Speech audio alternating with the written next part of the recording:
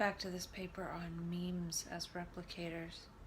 It says, memes, like genes, are judged against one simple, unambiguous criterion: their ability to perpetuate themselves in the prevailing environment, if possible, or by modifying their environment if necessary.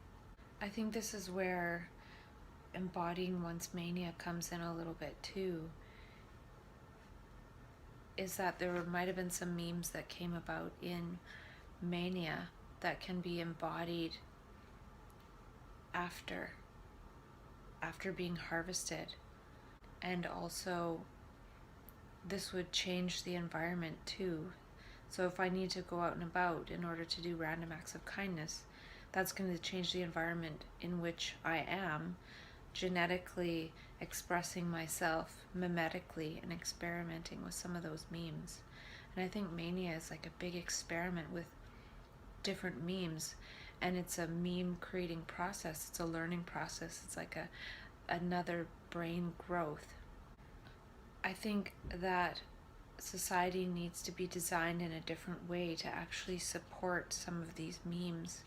So people that have visions and creative insights, there needs to be a way for people to collaborate together to change society, and also society needs to change in order to support some of these other memes and say the fact that there are a lot of highly sensitive people out there.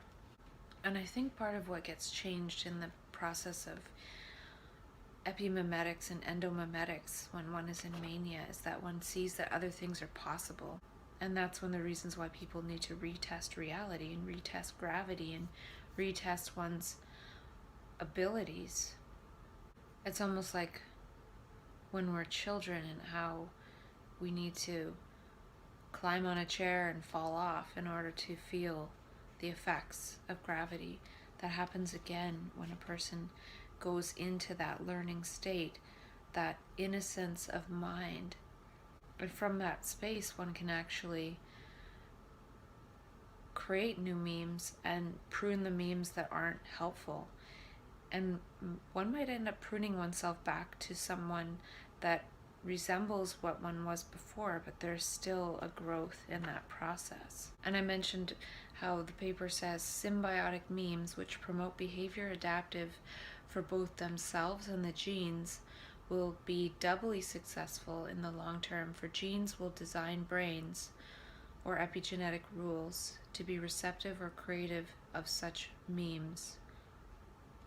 And I think what goes along with that is that in manic consciousness, one is actually in the state of creating new memes constantly all the time.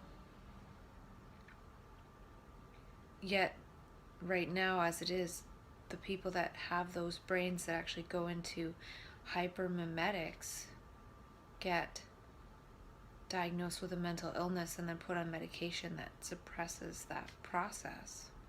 So then we don't learn about the process and we don't facilitate one moving through it because of the false statements out there about it getting worse over time and things like that. And I've gone into that process 3 more times since the very initial one, and each time it's been more and more mild and quicker. And if I was put on stronger and stronger medications each time, I don't know if that would have been the case. It probably would have appeared as worse and worse. I read somewhere else too, I can't remember where it was, but it talked about how this process of map consciousness is probably has a socio-biological function not yet recognized. And I think that's true. It's something to do with the socialness and the biology, and maybe part of it is actually that we're supposed to make meaning and have dialogue with each other, not just argue over opinions and beliefs. We're actually supposed to be creative in our perceptions and talk about them. Like if I would have someone with me the whole time I'm in that hyper mimetic state, we would sort of be comparing memes and making memes and saying what we saw and perceive like a big grand experiment, like we are the experimenters. And I feel like part of this shift, part of this transformation is going from words to being and perception. And it's not just going from words to being and perception, but going from being used by words, by memes that are reinforcing the DNA of those memes, which are the meanings we've been given by society, the equations we've been given by society, to actually creating our own meanings. And that's what happens in trans consciousness. That's what happens in mania. And sometimes we can create meanings that might be detrimental, but it's still about creating our own meanings and moving towards the meanings that we create. And it's perceiving and acting based on our own meanings versus conceptualizing and regurgitating old meanings, which are no longer meaningful because they have nothing to do with the present moment, so they're actually meaningless. And then we wonder why people go into this hyper meaningful state of mania. And it's in order to create some meaning out of our perceptions versus being totally demeaned by our own voice in our own head. And our own voice in our own head defens us to the memes of possible meaning. And I think part of it too is, since the meanings are always infinitely unfolding, it's important not to necessarily believe them, because once one believes one, it's going to create an accumulation.